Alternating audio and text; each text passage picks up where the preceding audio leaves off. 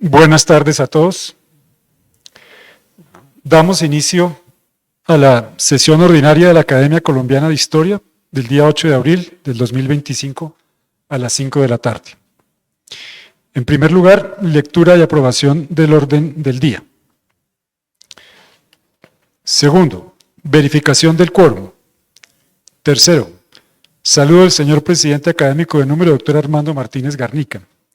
Cuarto, disertación del académico de número Camilo Gutiérrez Jaramillo sobre el tema Ocaña, 1828, una convención frustrada.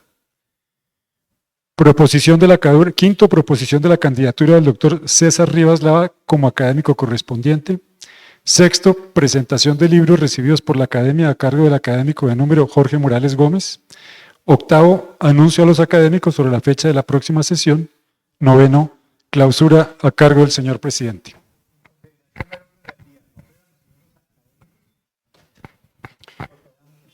Muy bien. Entonces, segundo, verificación del quórum. Registramos un número mayor a 9 académicos de número y los que se encuentran en línea. De modo que registramos que existe quórum para deliberar y decidir. Tercero, saludo del señor presidente académico doctor Armando Martínez.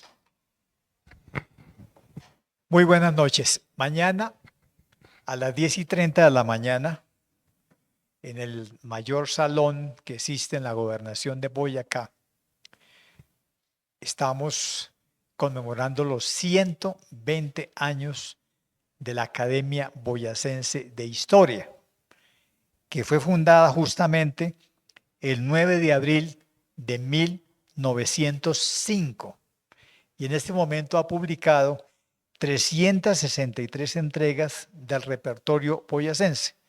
Con mucho gusto voy a acompañar al doctor Javier Ocampo López a esta gran celebración.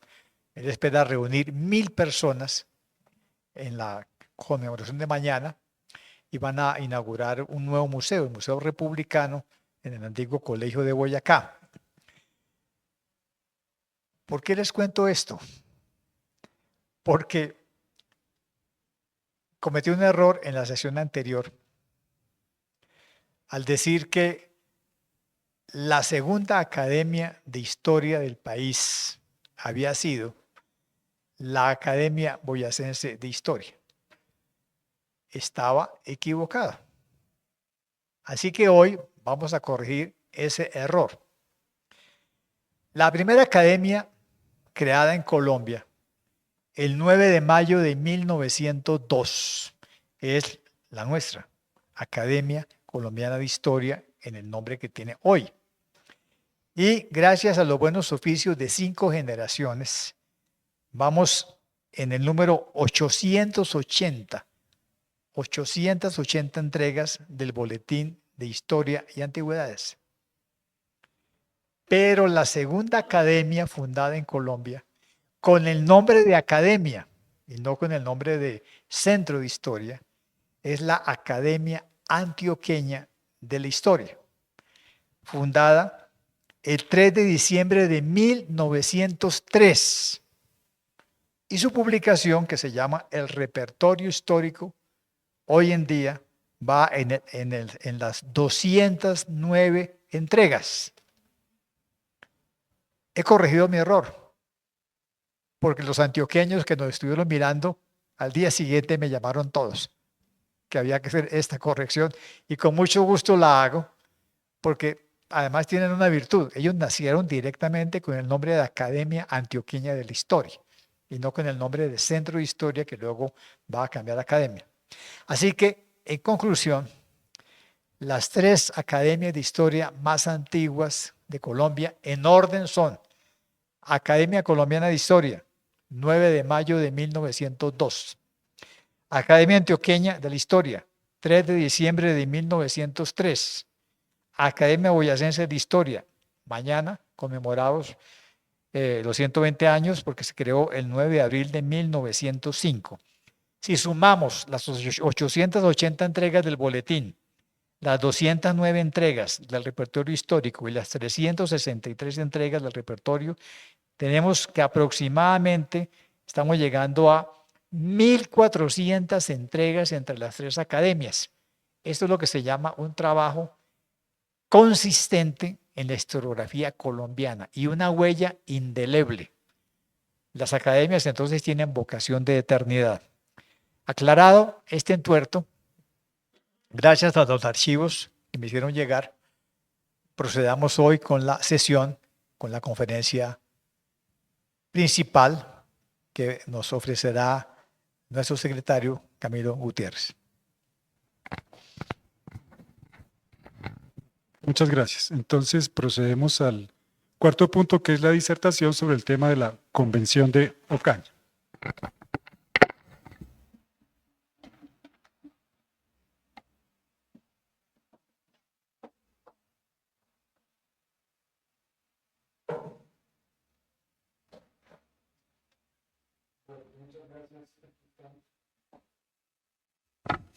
Gracias, Oscar, muy amable.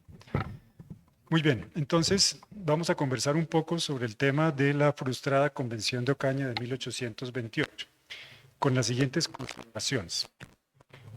En fecha reciente, el historiador Gabriel Zamacá, el tema de la historia de la actividad editorial en materia de historia patria a partir del año 1900.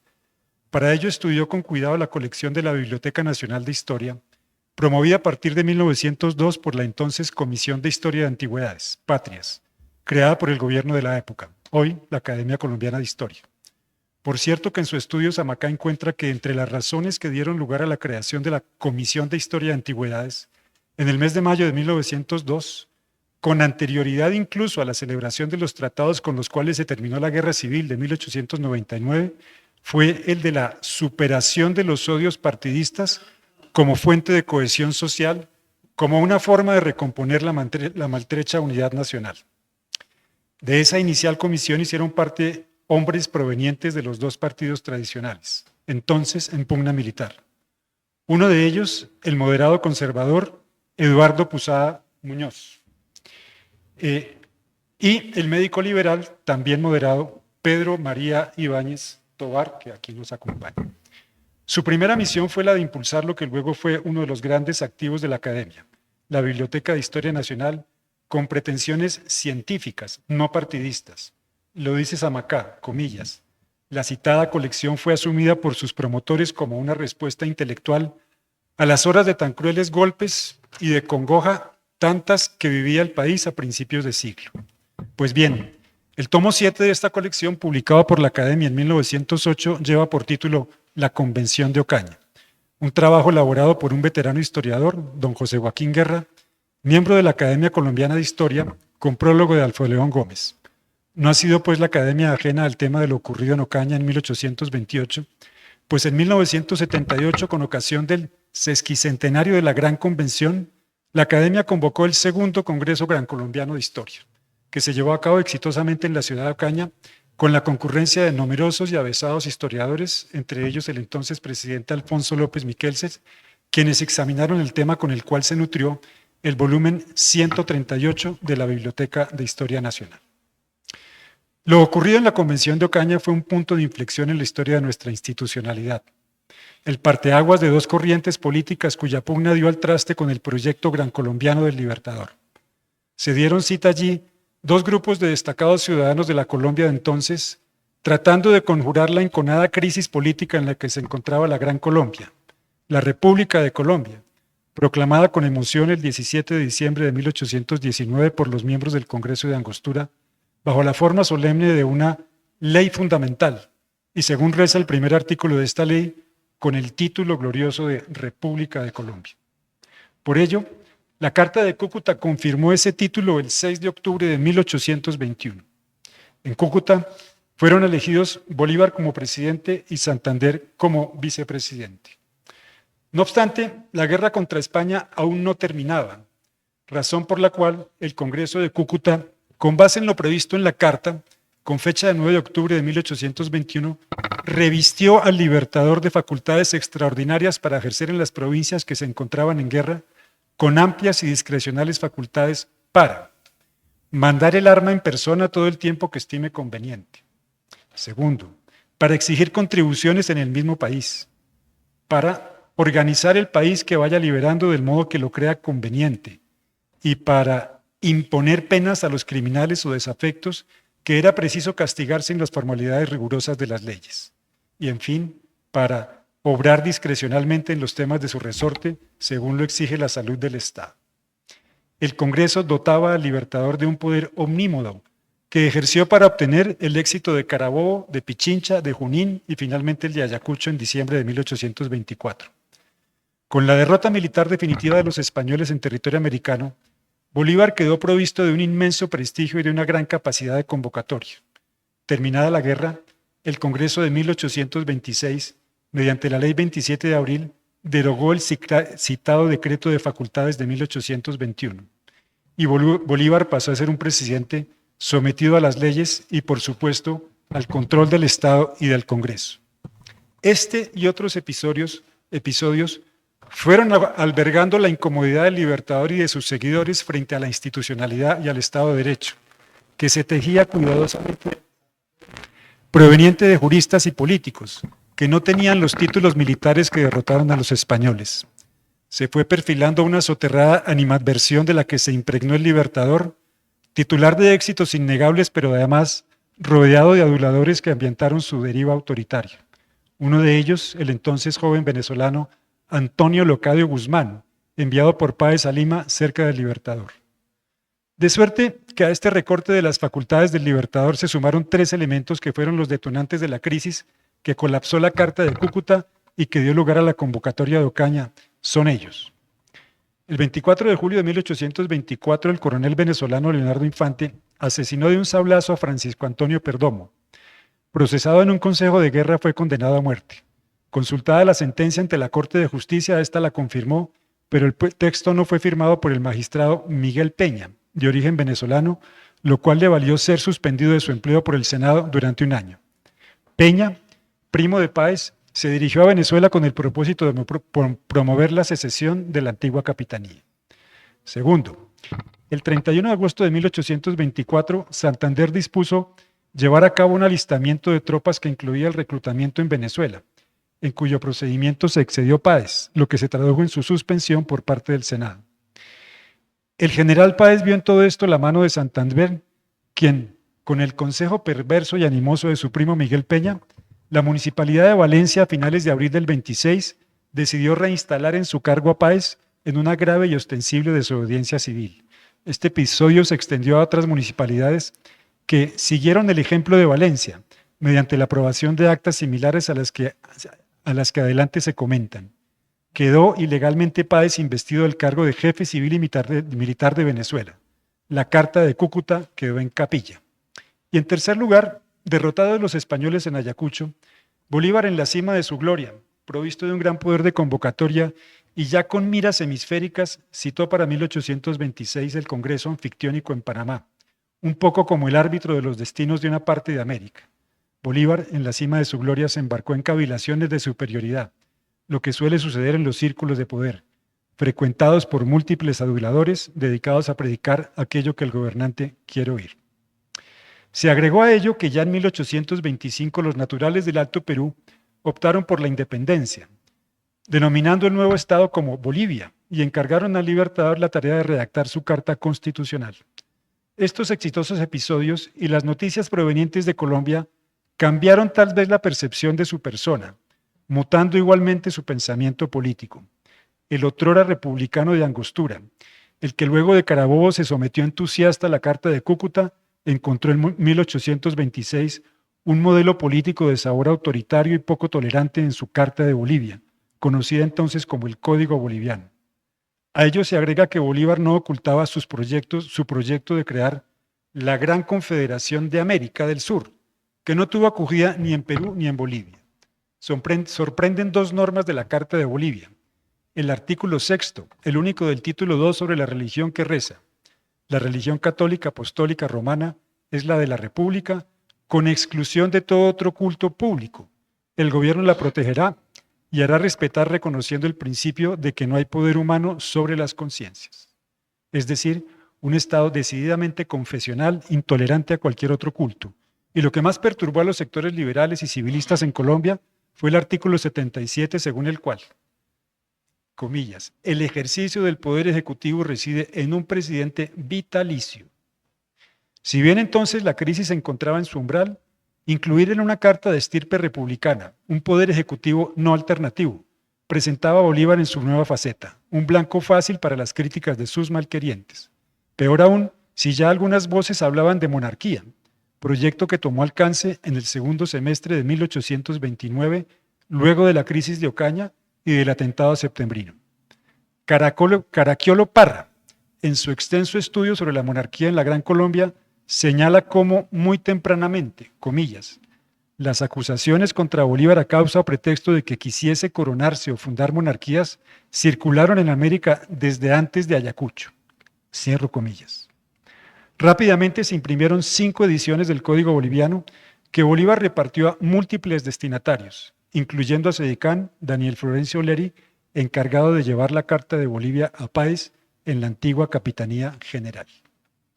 Ya en camino hacia Colombia, impulsó la idea de aprovechar la crisis política para extender el Código Boliviano a la República de Colombia. Desde Venezuela, al decir de Gutiérrez Ardila, decidieron remitir un diputado a Bolívar en Perú para solicitarle que regresase a la República y facilitara con su influjo la reunión de una convención capaz de reformar la Constitución. Relata además Gutiérrez Ardila que luego en Maracaibo, camino de Caracas, Bolívar el 19 de noviembre de 1826 dictó un decreto ofreciendo, comillas, convocar los colegios electorales de la República para que decidieran cuándo, cómo y en qué términos debía instalarse la Convención Nacional. En Guayaquil, Antonio Leocadio Guzmán, junto con Pedro Alcántara Herrán y Tomás Cipriano de Mosquera, entonces intendente de esa ciudad y persona estrictamente adicta a Bolívar, convocaron una llamada Junta Popular, la cual el día 18 de agosto de 1826, desprovista de facultades, aprobó un acta del siguiente tenor, abro comillas. Primero, consignar como consigna desde este momento el ejercicio de su soberanía por un acto primitivo de la misma en el padre de la patria, en Bolívar, que es el centro de sus corazones. Segundo, el libertador por estas facultades dictatoriales por las reglas de su sabiduría se encargará de los destinos de la patria hasta haberla sacado del naufragio que la amenaza. Libre ya de sus peligros, tercero, el libertador podrá convocar la gran convención colombiana que fijará definitivamente el sistema de la República y de ahora para entonces Guayaquil se pronuncia por el Código Boliviano. Termino las comillas. En Quito, Flores procedió en términos similares a los de Mosquera. Fue esta tal vez la primera grieta de la Carta de Cúcuta en la que se hablaba de la convención. La propuesta constitucional de Bolívar no fue inocente. El mundo político republicano y constitucionalista, seguidor del vicepresidente Santander, ofreció de inmediato resistencia al proyecto que Bolívar quería llegar a la convención.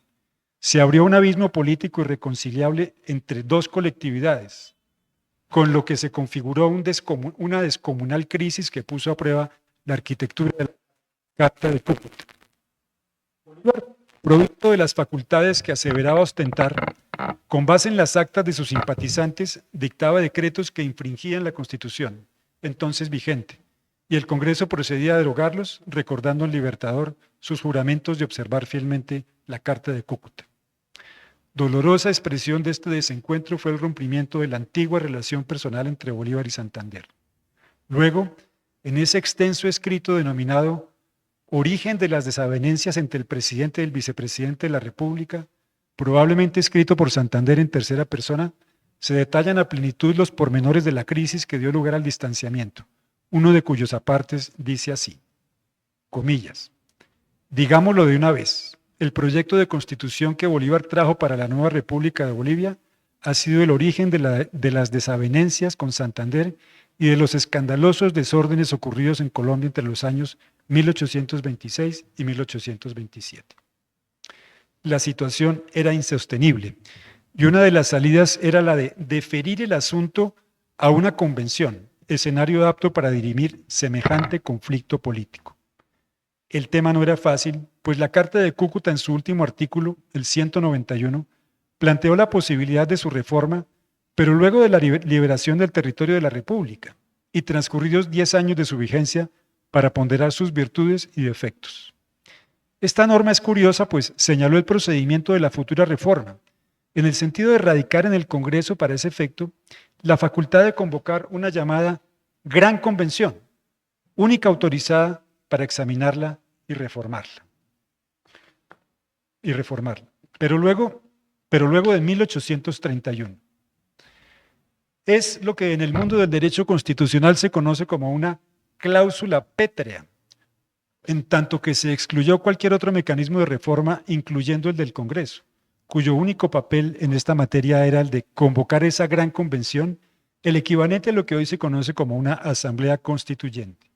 Fue la fórmula que encontraron los constituyentes de 1821 para asegurar una mínima continuidad del sistema político. Esta índole de cláusulas suelen ser inútiles, pues cuando el calado de la intolerancia no cabe en la carta, simplemente son desbordadas las normas constitucionales.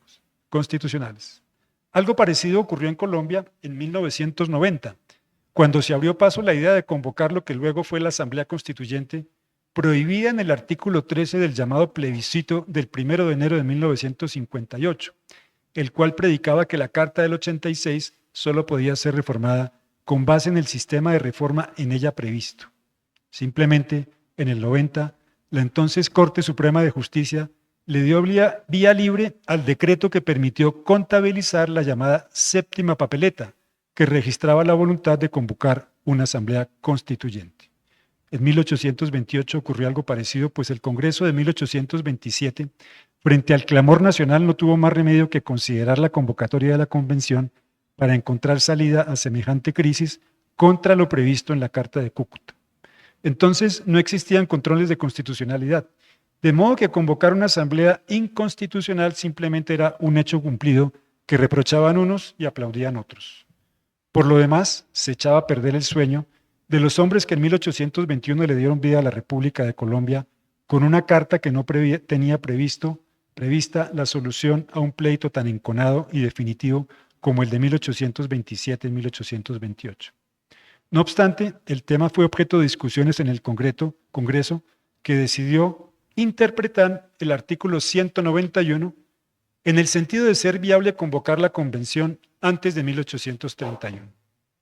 El vicepresidente Santander, quien originalmente se había opuesto a la objetó, de suerte que el Congreso acogió las observaciones de Santander y el 7 de agosto del 27 convocó la Gran Convención de Colombia, siguiendo la denominación está asignada en Cúcuta, para iniciar sesiones el 2 de marzo de 1828 en la ciudad de Ocaña, con el propósito de reformar la Constitución vigente. Fueron varias las ciudades consideradas para albergar la convención, entre ellas Bogotá, que no fue acogida por la atmósfera de violencia que allí se vivía, el temor a la influencia que pudiera ejercer el presidente sobre la convención. Se pensó en Caracas, en Tunja, en Cartagena, pero se optó por Ocaña para facilitar la presencia de los diputados venezolanos. Esta ley encargó al propio Congreso determinar el número de diputados y la forma de elección, lo cual llevó a cabo el Congreso mediante la ley de 29 de agosto siguiente en un complejo reglamento de 45 artículos. Del reglamento se destaca el artículo que obligó al presidente de la convención para conjurar la dictadura a jurar el texto previsto allí, sosteniendo lo siguiente, comillas: la soberanía de la nación, la libertad civil y política y la forma de su gobierno popular, representativo, electivo y alternativo.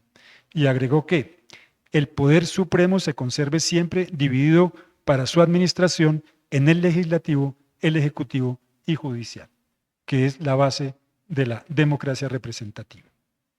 De alguna forma, esta elección fue el preludio de las futuras emulaciones electorales en Colombia. En esta etapa, Santander y los suyos se movieron a sus anchas, pues ya fuera del poder se presentó como candidato y logró la elección de un número mayor de delegados que el de los seguidores del Libertador, no obstante ejercer este último la presidencia. A pesar de esta inferioridad, Bolívar estuvo muy activo y pendiente desde Bucaramanga a todo lo que allí ocurría.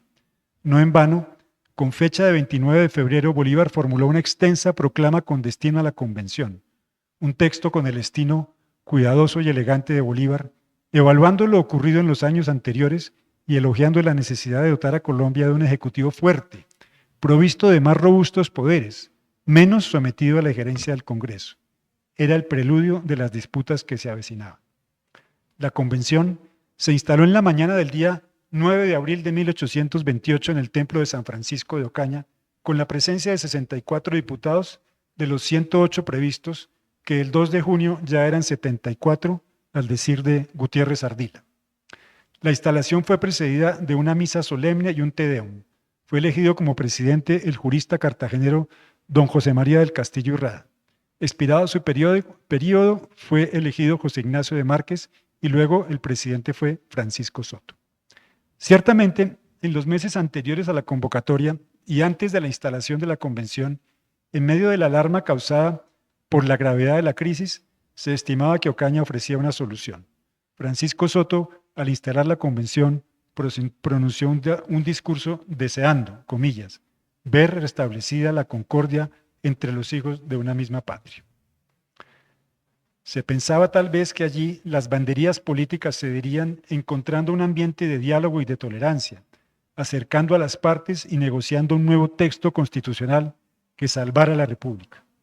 La verdad es que no solo no fue así, sino que las distancias se ampliaron dolorosamente. Al día siguiente de la instalación, los diputados presentes se enfrascaron en ácidas disputas por asuntos de poca monta. Circulaban anónimos y el trato entre los diputados en las sesiones era de una agresividad creciente. Luis Vargas Tejada, implicado en el atentado del año siguiente, a la sazón secretario de la convención, se solazaba dibujando caricaturas injuriosas que indicaban la atmósfera que se vivió en aquellos días.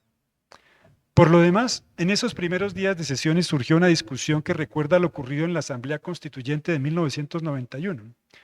Si bien en diciembre de 1990 los colombianos elegimos unos constituyentes con la tarea de reformar la Carta del 86, al iniciar las sesiones en 1991, sus miembros decidieron cambiar de tarea y en vez de reformar, anunciaron la sustitución definitiva de la Carta del 86. En Ocaña ocurrió lo mismo. La Carta de Cúcuta existía solo virtualmente. El Libertador actuaba a espaldas del Congreso, pensando abrirle paso a una carta como la de Bolivia o algo parecido, y sus adversarios hacían lo posible para resistirle. Preservar la Carta de Cúcuta mediante su mera reforma no era ya una opción, y en este punto hubo acuerdo entre los miembros de los dos partidos presentes en la convención. Así, el 16 de abril se decidió por unanimidad fijar el objeto de la convención en la reforma parcial o total de la Carta. La ley de la convocatoria hablaba de examinar o reformar.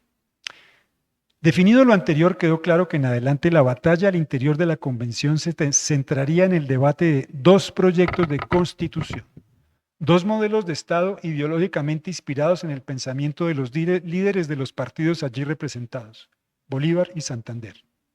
Enseguida, el 17 de mayo, la convención aprobó un mensaje de la misma a los colombianos anunciando la iniciación de las sesiones, lo que indica de alguna forma la expectativa que se había creado en muchos sectores sobre los resultados de la convención. Los colombianos de entonces tenían su mirada atenta a los resultados de la convención, alrededor de lo que allí se estaba jugando. En ese mensaje los diputados prometieron a los colombianos asegurar el orden, la paz y la concordia. Enseguida la convención se ocupó de elaborar el reglamento de la misma, que estuvo listo a principios del mes de mayo. Cabe destacar que las sesiones de la convención se llevaron a cabo de cara a los colombianos, según relata don José Joaquín Guerra, en el sentido de haber recibido los diputados múltiples propuestas de toda índole proveniente de militares, de municipalidades y otros sectores, formulando allí sus ideas y propuestas. En ellas, asevera Guerra, prevalecía la preferencia de conservar el sistema de Estado, a diferencia de las opciones de sabor federal que albergaba el grupo del general Santander. Años después, en sus meditaciones colombianas, don Juan García del Río se quejaba de la poca atención que prestaron los convencionistas a este cúmulo de propuestas que, repito, conectaban con la opinión nacional. Por cierto, que otro de los incidentes que contribuyeron a caldear los ánimos fue la exclusión de Miguel Peña como diputado, de alguna forma artífice de la crisis, quien entonces se encontraba sub judice. Ello motivó una fuerte protesta escrita de Bolívar a la Convención, con un dardo a Santander, deslizando una referencia al famoso empréstito inglés que poco contribuyó a la concordia. Voy a referirme a continuación al tema federal. El tema relativo a la composición del Estado surgió tempranamente en lo que había sido el nuevo Reino de Granada, luego del 20 de julio. Durante la llamada Primera República hasta 1816, la lucha política e ideológica se polarizó en dos colectivos muy caracterizados: los seguidores del centralismo y el federalismo, pugna entre el Estado y el Congreso de las Provincias Unidas. Incluyó un absurdo enfrentamiento militar entre sacos y pateadores, al tenor del lenguaje de la época. Todo ello naufragó de Morillo. En su segunda etapa, la ley fundamental del 17 de diciembre de 1819 y su sucedáneo, la Carta de Cúcuta de 1821, en la lógica gran colombiana, adoptó un modelo de fuerte sabor unitario, que además recogió a los otrora federalistas que se acogieron al centralismo en el afán de derrotar a los españoles. Terminada la Convención de Ocaña, se cerró en esta etapa la disputa federalista-centralista. Solo años después el tema fue retomado al interior del ya Estado de la Nueva Granada con ocasión de la llamada Revolución del Medio Siglo, una de cuyas resonancias fue la adopción del modelo federal, pero ese es otro tema. En 1828 pareciera que la polémica centro-periferia había quedado resuelta. No obstante, luego de Pichincha y ya en marcha el sistema político de la Gran Colombia, surgieron graves desencuentros entre los voceros de la antigua Capitanía General de Venezuela y los del antiguo Nuevo Reino de Granada, que trajeron nuevamente la disputa entre federalismo y centralismo. Tres países diferentes cohabitando bajo el mando de una administración central. Fue la clave de una inconformidad que no cesó desde Cúcuta, mayormente entre los venezolanos. Cito a don Abel Cruz Santos. El general José Antonio Páez fue el primero en alzarse en Valencia contra la integridad de la Gran Colombia. Le siguió Bustamante, jefa de la Tercera División en el Ecuador. Bolívar le dio el espaldarazo a León de Apure y Santander a Bustamante. En ambos casos con diferentes razones. Los dos libertadores coincidieron en estimular el fatal desenlace. Cierro comillas. Tempranamente, el 17 de abril, el diputado venezolano Mariano Echezurria propuso reformar la Carta del 21 en el sentido de transitar del modelo unitario al federal. Esta propuesta fue originalmente negada por la Convención por 44 votos contra 22. No obstante la negativa, en aquellos días Santander, otrora militante y militar federal en los tiempos de las Provincias Unidas, se sintió más cómodo en el esquema unitario de la Carta de Cúcuta cuando desde Bogotá ejercía el mando sobre la Gran Colombia. Ahora en Ocaña, basculó nuevamente al federalismo, como una forma de resistir al modelo autoritario que impulsaba el Libertador. Van 3 líneas de la autoría de Santander, contenidas en una carta que le dirige a su amigo Alejandro Vélez, citada por Pilar Moreno, que revelan lo que entonces opinaba Santander sobre el federalismo. Abro comillas. Estoy por la federación como único recurso que nos resta para salvar las libertades nacionales. Y no se admire usted de verme federalista en 1828, porque a tal estado ha llegado nuestra Colombia que sería musulmán, si esto fuera preciso, para que hubiera un gobierno estrictamente liberal. Cierro comillas. No obstante, la tendencia unitaria prevaleció y su vocero, Vicente Azuero, optó por una mayor descentralización. Con ello, la discusión, signada por dos extremos radicales, la del federalismo frente al centralismo, se moduló en el cauce de las dos corrientes políticas en las que militaron los diputados de la Convención, los llamados constitucionalistas, seguidores del general Santander, entre ellos Vicente Azuero Plata, Francisco Soto y Diego Fernando Gómez, y el joven abogado Ezequiel Rojas. Los partidarios del Libertador se conocieron como los dictatoriales, entre ellos José María del Castillo Rada y Briceño Méndez. Así las cosas, la Convención procedió a integrar una comisión encargada de la redacción del nuevo texto constitucional, pero sobre las bases de la Carta de Cúcuta, es decir, un modelo republicano provisto de 3 poderes y con un sistema descentralizado en lo territorial. Entre los miembros de la comisión se encontraba don Vicente Azuero, José Ignacio de Márquez, Joaquín y Rafael Mosquera. Vicente Azuero Plata, una de las figuras descollantes de la convención, era de vieja data seguidor y amigo de Santander, natural de Oiva, de estirpe socorrana y rebelde, siempre estudioso, polemista avesado, un intelecto agudo y patriota, conflictivo con la autoridad. Abrazó con entusiasmo las doctrinas de Bentham, iniciando entonces en Colombia la inveterada pugna entre utilitaristas y antiutilitaristas, célebre en los tiempos del cura Margallo.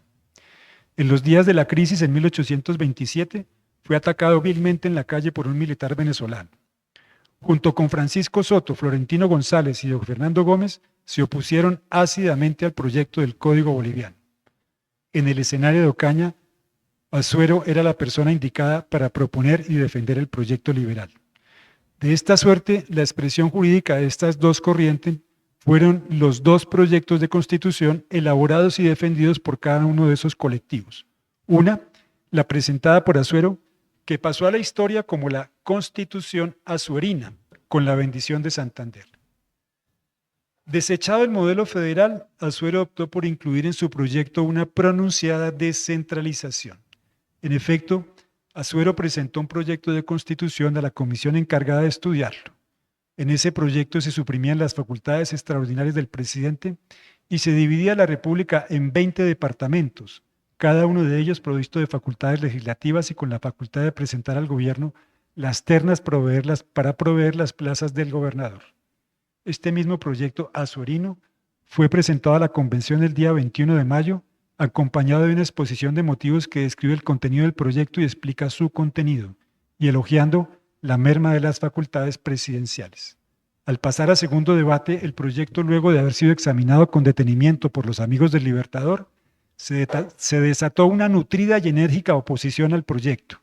Castillo y Rada, Gori y Briceño Méndez, según relata Guerra, se centraron en descalificar el proyecto en los 2 aspectos más relevantes, el de la descentralización, por los robustos poderes con los cuales quedaban provistos las asambleas de los nuevos 20 departamentos y por la reducción de las facultades presidenciales. Ellos, por supuesto, como voceros del proyecto boliviano y bolivariano, tenían una sólida convicción de que el extenso territorio de la Gran Colombia, sobre todo frente a los desórdenes recientes, solo podía ser gobernada solventemente mediante un ejecutivo provisto de amplias facultades, no sujetas a control ni crítica del Parlamento. Por lo demás, el proyecto de Carta Azuerina incurría en un defecto común en las cartas de los países latinoamericanos: su excesiva reglamentación. Las mejores constituciones contienen un número reducido de artículos. La Carta de Azuero tenía 315 artículos, llena de previsiones, muchos de cuyos temas normalmente le corresponde atender al legislador. Es como si los miembros del Grupo de Santander quisieran cerrar todas las opciones, cercar normativamente al presidente de la República. Baste pensar que la Carta de los Estados Unidos, hoy día con 238 años de historia, que es la de su vigencia, tiene apenas 136 artículos. En fin, un tema de reflexión que le dio argumentos a los opositores del proyecto. El duelo estaba listo en tanto que el grupo boliviano se encontraba en minoría. La dialéctica que pudieran esgrimir hubiera sido inútil en el pulso de una votación. Les quedaba claro que de la convención no saldría el proyecto de estirpe bolivariana que suponían iba a salir de la convención. En este punto hay que destacar cómo la enceguecida atmósfera de pugnacidad impidió el diálogo o la interlocución juiciosa y reflexiva. El juego era de máximos, ganarlo todo o perderlo todo sin considerar las consecuencias. A casi 200 años de este episodio, se observa el alcance de los odios perniciosos que generó esta pugna. Nada hubiera impedido que se sentaran los voceros de los grupos a concertar un proyecto satisfactorio para todos. Por el contrario, solo prevaleció el designio de derrotar al enemigo y en este caso la derrota era la de imponerle una carta constitucional con la cual no se sentía a gusto, con el inconveniente que el poder efectivo lo tenía el grupo vencido en la convención en cabeza de Bolívar. Ante esta crisis de interlocución y de concertación, el grupo vencido optó por presentar su propio proyecto. Se trató de un proyecto de constitución redactado por don José María del Castillo y Rada, el vocero y líder de lo que pudiéramos llamar la bancada de Bolívar en la convención. Quería dejar una especie de constancia histórica en torno al modelo de Estado al cual aspiraban. Castillo y Rada atendió honrosamente esta cita histórica, la de enfrentarse a Azuero en los dos modelos de Estado que se discutieron en Ocaña en 1828. A sus 52 años, el cartagenero Castillo disponía de sólidas credenciales académicas e intelectuales como abogado y como hacendista. Egresado del Colegio Mayor de Nuestra Señora del Rosario, fue recibido como abogado por la Real Audiencia y se vinculó tempranamente a apoyar la independencia del lado de las Provincias Unidas en la Primera República, pero con gran espíritu conciliador con los centralistas. Su reconocimiento en la historia lo tiene como hacendista, pues fue el encargado en el régimen de la Carta de Cúcuta, de cuyo Congreso hizo parte en 1821, de ordenar las finanzas de la Gran Colombia. Su amistad con el Libertador lo condujo a capitanear el grupo bolivariano en la convención, y con esos títulos redactó el otro proyecto de la convención, de constitución, un proyecto más breve que el azuerino, una curiosa situación si se tiene en cuenta que su apreciado hermano, don Manuel del Castillo y Rada, fusilado por Morillo en Cartagena, fue uno de los más aguerridos enemigos de Simón Bolívar en los tiempos de la Primera República. Bien sabemos que ninguno de los dos proyectos fue aprobado, pero su comparación y paralelo permite visualizar las grandes líneas que separaron a los grupos cuya pugna colapsó la Gran Convención. El contraste de los dos proyectos era palmario al considerar los puntos más relevantes. 1. El preámbulo. El texto de la Carta de Azuero, más telúrico, se abstiene de hacer invocaciones religiosas. El de Castillo y Rada dice así: en el nombre de Dios Todopoderoso, Padre, Hijo y Espíritu Santo, autor y supremo legislador del universo. 2. El período presidencial. La Carta de Azuero lo fija en 4 años sin reelección, más de una vez sin intermisión. La Carta de Castillo y Rada fijaba el período presidencial en 8 años. Curiosamente, en este proyecto de Castillo nada se decía sobre el tema de la reelección, y fue esa omisión la que hizo predicar a los amigos de Santander que allí se abría la puerta para una reelección indefinida, que era lo mismo que una presidencia vitalicia.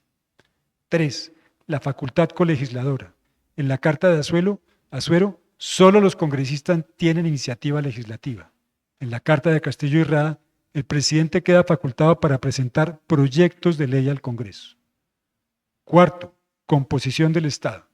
En la Carta de Azuero el Estado es unitario, pero dividido en 20 departamentos provistos cada uno de una asamblea departamental, con gobernadores denominados prefectos, designados por el presidente de ternas presentadas por las asambleas.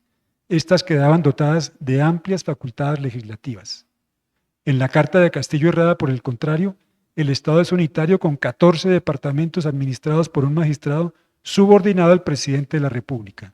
Las asambleas de los departamentos solo se ocupaban de asuntos administrativos. 5. Las facultades extraordinarias. En la Carta de Azuero no se encuentra previsto que el Congreso pudiera conferir facultades extraordinarias al presidente. En la Carta de Castillo y Rada, el Congreso puede revestir al presidente de facultades extraordinarias. El origen del proyecto de la Carta elaborada por Castillo se encuentra en la lectura que hizo en la convención del proyecto de Azuero, de suerte que de inmediato Castillo y los suyos se opusieron con todas sus fuerzas, pero en minoría. Castillo y Rada optó entonces por redactar su propio proyecto según relata en sus memorias.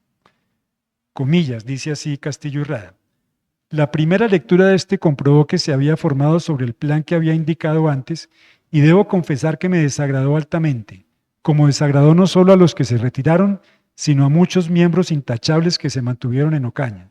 Con este motivo me propuse trabajar otro proyecto, a efecto de presentarlo como modificación del primero. Signifiqué mi propósito a varios diputados y tuve el honor de ser poderosamente auxiliado con las luces y cooperación de los señores Rebollo y Rafael Mosquera. Y agrega luego: nos propusimos resolver un problema difícil de combinar, la mayor fuerza del gobierno con el más alto grado de libertad. Cierro comillas. Este proyecto fue presentado el 28 de mayo. Se procedió a leer el texto, incluso modificando el reglamento de las sesiones. La redacción fue enérgica en medio de acusaciones de tiranía y de autoritarismo, y ciertamente frente a los extremos de la discusión entonces, importa seguir la evocación hecha por Castillo y Rada en sus memorias. En efecto, la imagen de contraste entre las dos cartas condujo a algunas voces a predicar el carácter excesivamente autoritario y monárquico. En eso, lo que estaba en boga, por razón del texto, del Código Boliviano del Libertador y de las voces que invitaban entonces a la monarquía. No es así. La carta de Castillo, por supuesto, menos radical que la de Asuero, invitaba a un Estado fuerte, a un ejecutivo vigoroso, pero lejos de una dictadura o de una monarquía. En esto hay que elogiar la autonomía con la cual procedió Castillo, por supuesto simpatizante del Libertador, pero en este proyecto no fue su amanuense. Y por lo demás, la correspondencia entre los dos en ese entonces es escasa, y en esas cartas no obran instrucciones puntuales en cuanto al contenido del proyecto. Castillo procedió en esos días al ritmo de la lógica confrontacional de ideas en el seno de las sesiones de la Gran Convención. Parte del fracaso de este evento que se comenta radica en las cargas emocionales del grupo que adversaba a Castillo y sus amigos. Conocido por ellos el proyecto, emplearon todas sus voces para descalificarlo. Mejor hubiera sido proceder con calma y sosiego, analizar con cuidado y llamar a una concertación. Probablemente se hubiera impulsado una carta en la que cupieran las aspiraciones de los dos grupos. Muchos de sus integrantes no se encontraban temperamentalmente radicalizados, incluso contra la voluntad del Libertador, que a estas alturas era sabedor que su proyecto autoritario no sería aceptado por medio país. Dice sí Castillo en sus memorias: sabía yo por otra parte que se pretendía por el Partido de las Reformas y los medios violentos de que podía usar. Pues ante los ataques decidió mostrarse, comillas, Castillo, indiferente en medio de los partidos para ver si podía lograr conciliarlos y salvar la República de su ruina. Cuando perdí toda esperanza, me propuse no concurrir a las sesiones sin abandonar el lugar y en efecto dejé concurrir. Cierro comillas de Castillo. Nótese que en este punto la decisión de Castillo fue la de ausentarse de las sesiones, pero no la de abandonar la convención. No había en ese momento propósitos de disidencia. Ocurrió en este punto un episodio que importa resaltar y que narra Castillo pocos años después con objetividad, con pesar y desapasionamiento. En efecto, la ausencia de Castillo como líder de la oposición de las sesiones causó alarma en Santander, su adversario. Santander propició entonces una reunión en el albergue donde residía entonces Castillo, para ambientar alguna índole de conciliación. Todo ello mediado por Diego Fernando Gómez. La entrevista se llevó a cabo una noche, probablemente en los primeros días de junio de 1828. En esa y en la siguiente noche, Castillo y Rada y el general Santander conversaron de una manera armoniosa y pacífica y por lo tanto patriótica frente a algunos testigos. A la letra, el relato de Castillo dice así: yo le abrí francamente mi corazón, manifesté todas las razones que debían tenerse presente, que no diésemos una constitución para el general Bolívar, que éste era mortal, que después de sus días la República se encontraría expuesta a terribles conmociones si la constitución era tal que se hiciese cada día más estable, que sacrificáramos los temores del momento al bien sólido del país. Cierro comillas. Retornó entonces Castillo a las sesiones, pero al otro día encontró una oposición estridente en medio de agresivos insultos y voces de tiranía, de monarquía y acusaciones de esa índole. Ello ocurrió en las sesiones del 29 y 31 de mayo. ¿Qué pasó? Difícil saberlo. Eventualmente Santander no las tenía todas consigo y su control sobre su grupo no era el que él pensaba, y el esfuerzo de interlocución que tuvo en la entrevista privada con Castillo se frustró para siempre en una severa crisis de diálogo. En este punto, al interior de la bancada boliviana se abrió paso la idea de abandonar las sesiones de la convención ante el designio de la mayoría de imponer su proyecto a toda costa. Esta decisión implicaba romper el quórum para impedir la aprobación de la carta asuerina. Reunidos en las habitaciones de Castillo, los bolivianos decidieron abandonar la convención, no sin antes redactar un manifiesto destinado a los miembros de la Gran Convención. De forma expresa anunciaron su decisión de retirarse. Comillas: a nuestras respectivas provincias, que nos vamos a nuestras respectivas provincias para devolver al pueblo los poderes con que hemos sido honrados y que creemos que no es posible desempeñar. Cierro comillas.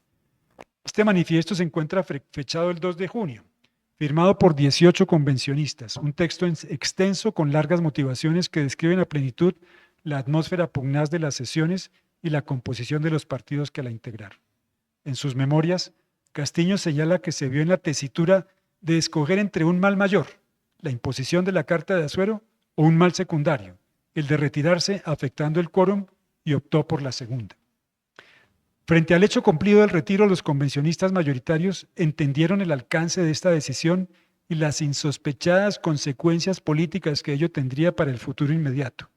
Intentaron vanamente una última opción, la de abandonar la idea de impulsar la aprobación de una nueva carta y reformar a las volandas la Carta de Cúcuta.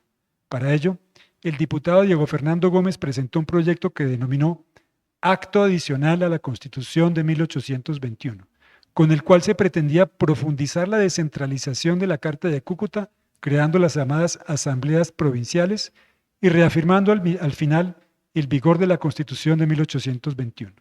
Fue un vano intento, pues ya el quórum necesario para ello se había desvanecido y las voces para su retorno resultaron inútiles, con lo cual se suspendieron las sesiones y el 10 de junio se protocolizó la disolución. Si bien la ley de convocatoria de la convención decía que la Carta de Cúcuta seguiría vigente hasta el pronunciamiento de la convención, la verdad es que al cesar las sesiones de esta última, la Carta de Cúcuta pasó a ser una constitución meramente virtual, de vigencia formal, con un Congreso desacreditado y al frente del Ejecutivo el Libertador actuando con base en unas actas reñidas con la Constitución. No en vano, por sí y ante sí, se había declarado investido de facultades extraordinarias desde el 13 de marzo y anunciando resoluciones severas de no ser acogido su proyecto, según aseveraba en carta de Bolívar a Castillo desde Sátiva, el 24 de marzo del 28. Comillas, decía Bolívar, el país está todo animado de un santo temor a la anarquía y a la federación, y resuelto además a reclamar la sanción nacional si la Gran Convención no obra conforme a las miras generales. Cierro comillas. La realidad de este gran fracaso golpeó el espíritu de los miembros de los dos grupos que redactaron extensas e inútiles proclamas para exculparse. Se desvanecieron las esperanzas de los electores que confiaron en la Gran Convención la solución de un problema que se agradó profundamente con el resultado. Tal vez la opción autoritaria que generó el fracaso de la convención opacó la calificación de la defección de la bancada boliviana. De haber permanecido en las sesiones, les habría sido impuesto el proyecto que adversaron. ¿Cuál habría sido la reacción de Bolívar ante la realidad de una carta indeseable, ostentando el poder político y el poder militar? Seguramente la habría repudiado y su tránsito al sistema unilateral habría lesionado mucho más su legado político. En cuanto a los diputados disidentes, censurados por unos y reprochados por otros, ante la coyuntura de optar entre la lealtad al reglamento de la convención y la ruptura del quórum, escogieron la segunda a sabiendas de lo que iba a ocurrir luego, sin ningún miramiento con la realidad del apoyo que los electores le habían conferido a la bancada mayoritaria santanderista. Esta última, frente a la ruptura, encontró legítimas las vías de hecho que llevaron la crisis a extremos impensables. Se inició entonces una nueva etapa de la política colombiana a mediados de 1828. Cesó el diálogo y se abrieron paso las vías de hecho. Correspondió entonces, con razón o sin ella, a Bolívar tomar la iniciativa. Para ello decidió dirigirse hacia Santa Fe, al mismo tiempo que sus amigos abandonaron la villa de Ocaña.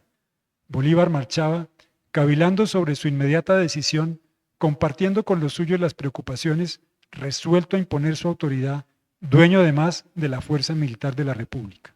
En Bogotá, sus amigos y el Consejo de Ministros cavilaban igualmente sobre la decisión que había de tomar el Libertador y ambientar como fuera el apoyo a esa decisión, opinando además que era indispensable revestir al Libertador de las más amplias facultades en aquella emergencia. Muy rápidamente, el intendente y comandante militar de Cundinamarca, el entonces coronel Pedro Alcántara Herrán, con fecha de 13 de junio lanzó una proclama con una cruda evocación de las circunstancias políticas que se vivían, pero convocando la reunión de una junta popular para el mismo día, secundado por José María Córdoba. Se reunieron en el edificio de la aduana cerca al atrio de la catedral, un número de personas representativas de la época. Córdoba participó con fuertes voces a favor de Bolívar, asunto curioso si se tiene en cuenta el triste fin que le esperaba al año siguiente. Entonces, el general Herrán apenas tenía 28 años, pero una larga y meritoria carrera militar, incluyendo el haber acompañado a Córdoba en la famosa carga de Ayacucho. Herrán nunca ocultó su adicción al Libertador. De hecho, participó en el acta de Guayaquil arriba citada e incluso en carta dirigida al Libertador, en su proclama, Herrán urgió proceder, comillas, estableciendo un gobierno fuerte y vigoroso, y debemos establecerlo, cierro comillas. La reunión de la Junta fue numerosa e incluso con voces santanderistas que expresaron su inconformidad. El acta del 13 de junio es extensa pero determinante en sus conclusiones, destacando que desconocían cualquier decisión proveniente de la Convención de Ocaña, revocaron los poderes de los diputados de la provincia de Bogotá, designaron a Bolívar para encargarse, comillas dice el acta, exclusivamente del mando supremo de la República con plenitud de facultades, que por nuestra parte le concedemos en todos los ramos, los que organizará del modo que juzgue más conveniente. Cierro comillas. Por lo demás, lo allí decidido exteriorizaba el sentir de un sector de la población, incluso luego fue firmada por múltiples seguidores, pero ante todo, viniendo de Herrán, el jefe militar de la provincia, lo allí decidido quedaba impuesto sin vacilación. Llama la atención la recurrente invocación que se hace en la proclama y en el acta, en el sentido de hablar de los padres de familia como parte del tejido social, con la connotación de responsabilidad que surge de la noción del padre de familia. Don Andrés Bello, en su Código Civil, al graduar las culpas, establece como rasero del buen comportamiento el del buen padre de familia. A la Junta asistieron las autoridades eclesiásticas de Bogotá, apoyando lo allí dispuesto. Pero generó una dinámica notable toda vez que le fue enviada al Consejo de Ministros en Bogotá, el cual respondió aplaudiendo con entusiasmo lo allá acordado e impartiendo su aprobación. Igualmente Herrán envió inmediatamente el texto del acta a Bolívar, que entonces se hallaba en el Socorro. Si Bolívar cavilaba sobre su proceder político inmediato en este trayecto de Bucaramanga a Bogotá, las noticias sobre la decisión de los bogotanos, avaladas por el Consejo de Ministros, su vacilación terminó y quedó resuelto a proceder en consecuencia, impartiendo su aprobación a lo resuelto en el acta que subordinaba lo allí decidido a la aceptación de Bolívar. El paso estaba dado, y allí cambió la historia del Libertador. Ingresó a Bogotá el 24 de junio en medio de los aplausos, Te Deum incluido, pues lo veían como el salvador de la patria. Al tenor del relato de guerra sobre el origen del acta y las aclamaciones al Libertador, su texto circuló profusamente en muchas localidades de Colombia, encontrando un apoyo muy relevante, una sincronicidad muy sospechosa. Por supuesto, esta aclamación en torno a la imagen que entonces tenía el Libertador contrasta con la realidad de que existía otro sector de la opinión que paradójicamente obtuvo una mayoría en la Gran Convención de Ocaña. De hecho, luego de la disolución de la misma, los diputados amigos de Santander se dirigieron a sus provincias a ambientar la oposición a la oleada autoritaria que se venía, incluyendo a José Hilario López, que luego se alzó en armas junto con José María Córdoba contra el Libertador en el sur de Colombia. Lo cierto es que había que darle ropaje jurídico a esa notable popularidad que clamaba por un régimen fuerte. Resumo entonces, para terminar, que eso condujo a que Bolívar dictara el famoso decreto de 27 de agosto del 28, con la firma de los secretarios del despacho. Bolívar expidió el llamado decreto orgánico, provisto de 24 artículos con carácter unilateral, asignó al decreto en su encabezado el carácter de ley constitucional del Estado hasta el año de 1830, y lo hizo invocando su calidad de libertador presidente de la República de Colombia. Esto fue conocido por la oposición como el Estatuto de la Dictadura. Estableció en Colombia un funesto precedente, pues el título primero, al hablar del poder supremo, convirtió al presidente en el jefe supremo. Es decir, el título que se autoasignaron quienes en Colombia luego se alzaron en armas para tomar el poder. La Guerra del 39 fue la Guerra de los Supremos, el mismo título con el cual se hizo conocer el gobernante del 13 de junio de 1953. Termino así. El decreto al menos convocó, el decreto que se comenta al menos convocó para el 2 de enero de 1830 la llamada representación nacional en otras circunstancias. Este decreto, fechado el 27 de agosto, llenó de razones la cabeza de un grupo de jóvenes impulsivos adversarios del Libertador y de su ejercicio unilateral del mando, para materializar lo ocurrido casi un mes después, el 25 de septiembre, que le evidenció a los colombianos el extremo fatal al cual condujo el disenso de Ocaña. En Ocaña, los diputados de los dos grupos que allí se enfrentaron arruinaron la oportunidad de construir una cultura política civilizada basada en la concertación, en el respeto a las diferencias. Las descalificaciones y los agresivos excesos verbales le abrieron la puerta al empleo de las armas entre los colombianos. Las banderías llevadas al extremo ignoran torpemente la opinión de los demás. Es la fuente de las hegemonías. Iniciamos nuestra vida republicana con un disenso feroz, un precedente que desperdició la más propicia oportunidad para ahorrarle tal vez a los colombianos del siglo XIX las 9 guerras civiles que mancharon nuestra primera historia independiente. Muchas gracias.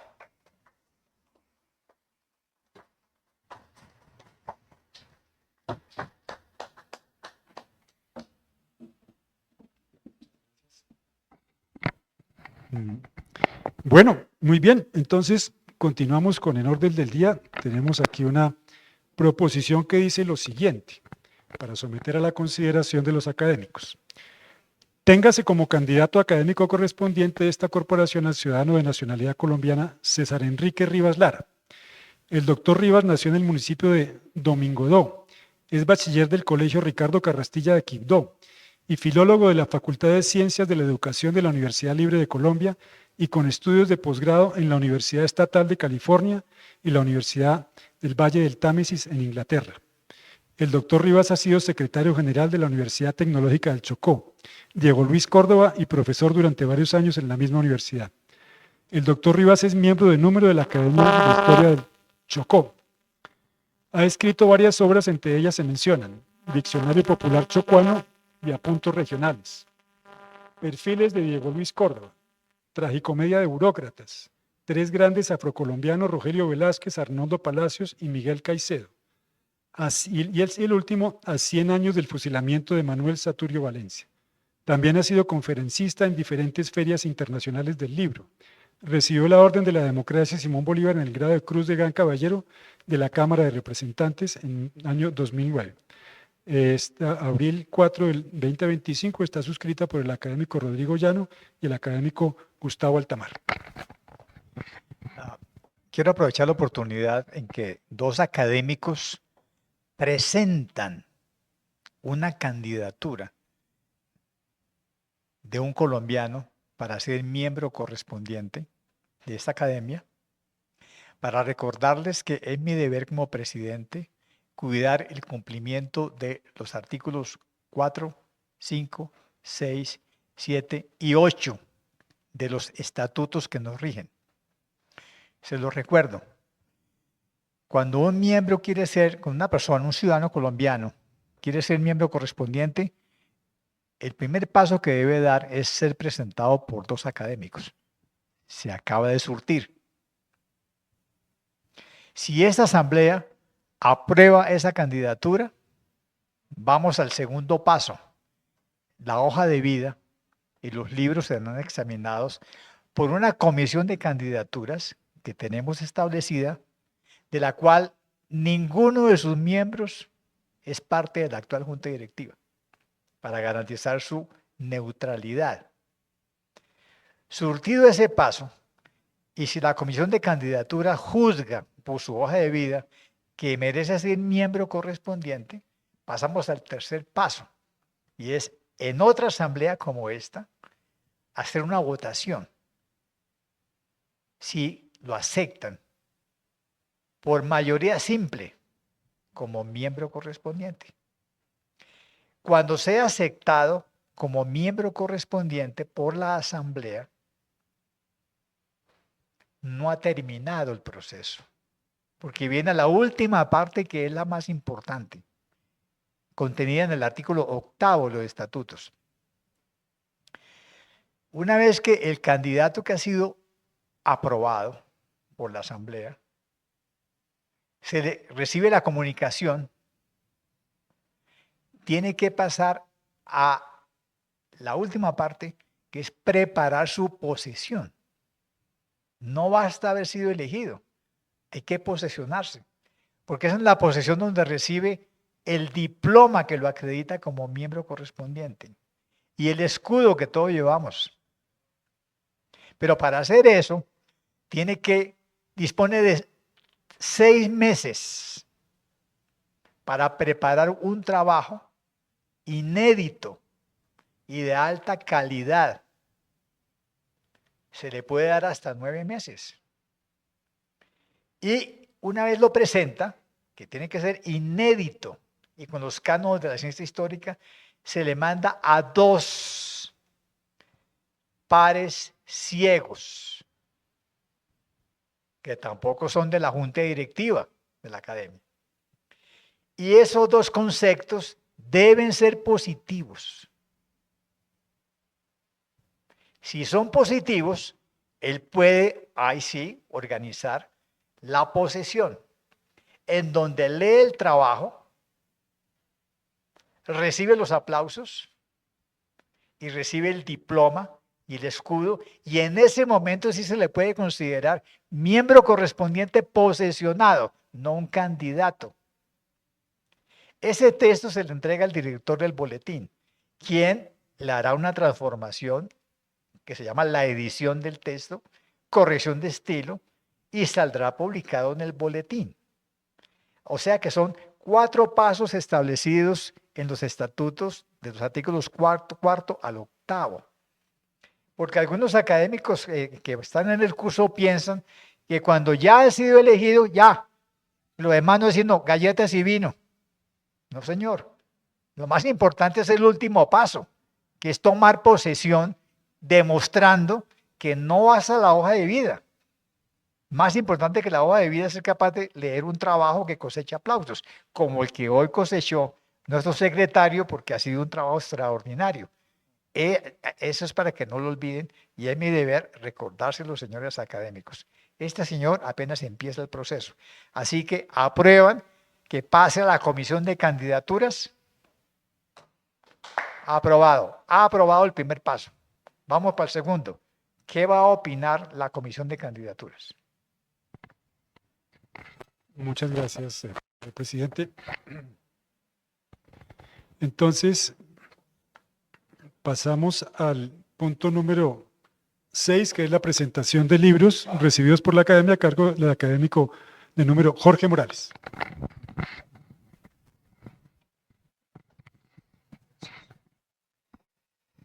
Señor presidente y demás académicos de la Junta, académicos, asistentes e invitados o personas venidas. Se han recibido los siguientes números. De la tercera donación que hemos recibido, se han venido una luz de donaciones muy apreciadas de la Biblioteca de Gregorio Hernández de Alba, por la mediación de nuestro colega Roberto Pineda Camacho y la buenísima voluntad de su hijo Carlos Hernández de Alba, un volumen de miscelánea con los siguientes folletos. Nombro los que no están aquí, los que no son repetidos acá.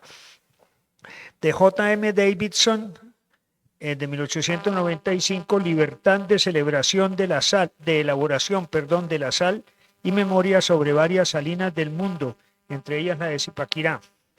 Zipaquirá, impreso por Ángel Aranza. De Nicolás Ortiz, otro folleto, Bogotá en los siglos XVIII, XIX y XX, imprenta La Comercial de Bogotá. Domingo Esguerra, una tesis de la Universidad Republicana de Colombia sobre la doctrina de Monroe. Bogotá, Casa Editorial de J.I.L. Pérez. De Juan Bautista Alameda, 1905, 2 páginas, Política Intercontinental Americana y anverso y reverso de la doctrina Monroe, Caracas, imprenta de La Religión. de Ignacio Andrade, el último folleto, aproximadamente de 1900, la exposición que dirige a los venezolanos, Nueva York, imprenta de Uns y compañía. Trae un apéndice, leyes relativas a la autonomía de los Estados Federados. Y como libros hemos recibido uno en francés, Essays sur l'ancienne Cundinamarca, ensayo sobre la antigua Cundinamarca, que trata sobre los muiscas, de Ternaux-Campan. No tiene fecha, pero es aproximadamente de 1875. De un pseudoanónimo que es firma GT, de 1838, Deberes domésticos, civiles, políticos, morales y religiosos del hombre en sociedad, imprenta de José Antonio Cuaya en Bogotá. La República de Colombia de 1800, Registro Oficial de la República de Colombia, Cartagena, Manuel Guerrero, está en mal estado, pero creo que es muy importante, de 1830 además. Un anónimo de 1825, Derechos del Hombre y del Ciudadano de Londres, de la imprenta española de Calero. Otro anónimo de 1817, Descubrimiento y Conquista de la América o Compendio de la Historia General del Nuevo Mundo, tomo primero, segunda edición, imprenta de Catalina Piñuela en Madrid. De Francisco Gil Tobar, de 1955, Las estatuas agustinianas. De José María Arboleda Llorente, La Fundación de Popayán, 1945, documento recientemente descubierto y editado por la editorial del departamento. De Federico Lunardi, Las estatuas prehistóricas pintadas, de 1934, en una separata de la Revista Universitaria de Santiago de Chile. De Francisco Córdoba, 1933, Nociones de Geografía e Historia del Chocó, Quibdó, Empresa Gráfica ABC. Y de Henry Lehmann, en 1960, Las culturas precolombinas, por la Editorial Universitaria de Buenos Aires. Eso es lo que nos ha llegado. Muchas gracias, Jorge. Octavo, anuncia a los académicos sobre la fecha de la próxima sesión, que tendrá lugar el martes 29 de mayo. El académico de número doctor Rodrigo Izaza expondrá sobre el extraño señor Núñez. Abril, me disculpo. Gracias. Y ya no Izaza. Correcto. Y noveno, clausura a cargo del señor presidente. Dos obras, una de ellas creo que vale la pena, que es de Francisco Ospina, 1872, El Tratado Práctico sobre el Cultivo del Cafeto, Bogotá, imprenta de Foción Mantilla. Y un manuscrito muy curioso que nos llegó, que es un libro de familia, descendencia de don Silvestre Ibáñez y Caicedo y de su esposa doña Clara Tobar Gutiérrez. Por informaciones del señor secretario, coincidencialmente el historiador Samacá, que estaba haciendo un trabajo sobre Pedro María Ibáñez, vino a hablar con él y al día siguiente nos llegó este álbum de familia de los papás de Pedro María Ibáñez. Bueno, muchas gracias. Bueno, hemos asistido a una extraordinaria conferencia y eso es lo que hace esta academia. Permitir que escuchemos los resultados de las investigaciones de los académicos. Y esta conferencia de hoy ha sido muy pertinente porque estamos a 3 años de la conmemoración bicentenaria de lo que se llamó la Gran Convención de Ocaña y terminó siendo el gran fracaso de Ocaña.